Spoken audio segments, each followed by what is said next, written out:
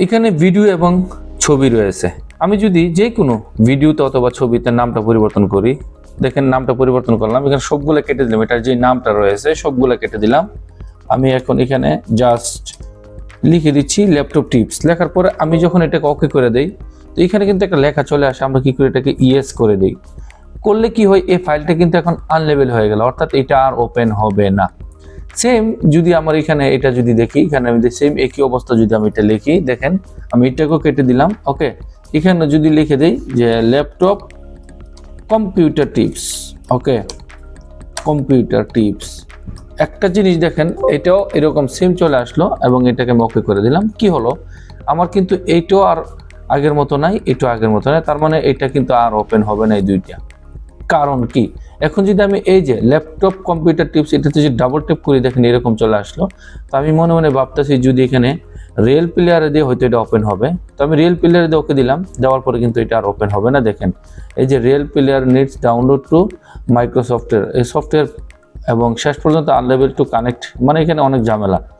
এটা সমস্যাটা সমাধানের কি রাস্তা, একদম সিম্পল। দেখেন এখন আপনি যদি এই ছবিটাকে যদি আবার আপনি বড় করতে চান, এই ছবিতে কিন্তু সেম একই অবস্থা চলে আসলো, আপনি আর ছবিটাও খুলতে পারবেন না। যখন আপনি যদি দেখেন আবার এখানে উইন্ডোজে দিয়েও যদি চেষ্টা করেন, তাহলে কিন্তু আপনার ছবিটা আর ওপেন হবে না। এই যে দেখেন বিশাল বড় একটা হিউজ চলে আসলো। ওকে, এখন আপনার করণীয় কি, দেখেন একদম সিম্পল।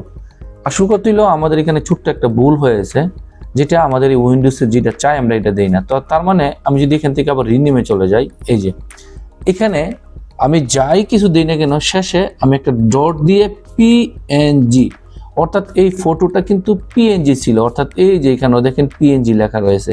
তো আমি যদি এটাকে ওকে দিয়ে দিই, এখন যদি আমি ইন্টার বাটন ট্যাপ করি, এই যে এটা কিন্তু ঠিক হয়ে গেল।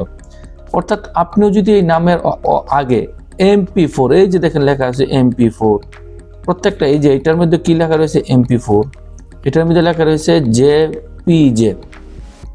তো এটাও যদি নামটা পরিবর্তন করে, আমি এটাকে নামটা পরিবর্তন করেছি, দেখেন সম্পূর্ণ ভিডিওটা দেখেন, আমি এখানে সম্পূর্ণ কেটে দিলাম। এই যে JPG, এই যে এটাও সহকারে যদি আপনি যে কোনো একটা, আমি আমার নাম দিয়ে দিচ্ছি কাউসার, কিছু নাম্বার দিয়ে দিলাম এবং ইন্টার দিয়ে দিলাম, হুবহু কিন্তু এটা ওকে করলে কিন্তু এটাও কিন্তু আনলেবেল হয়ে গেল।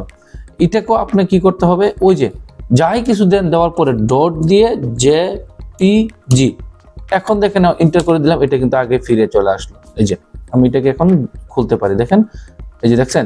তো তার মানে হলো আমাদের এই ফাইলগুলো যদি ওপেন না হয়, সবচাই থেকে জরুরি হয়েছে আমাদের নামের শেষের অক্ষরটা ঠিক রাখতে হবে। অর্থাৎ এটাকেও যদি আমি মাউসের রাইট সাইড ট্যাপ করি, করার পরে যদি এখানে একটা ডট দিয়ে যদি লিখি MP4, তারপরে যদি ইন্টার বাটন ট্যাপ করি, তা এই যে এটা কিন্তু এখন হয়ে গেল।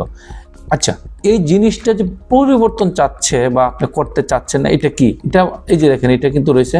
আপনি এটাকে যদি বা এটাকে যদি চেঞ্জ করি, দেখেন প্রথমত আমি এখানে যাই, মাউসের রাইট সাইড ট্যাপ করি রিনেমে, এখন কিন্তু .mp4 এই লেখাটা বাদে বলতেছে রিনেম করার জন্য। দেখছেন সবগুলোতে কিন্তু আপনার হাইলাইট করা আছে, শুধু .mp4 বাদে।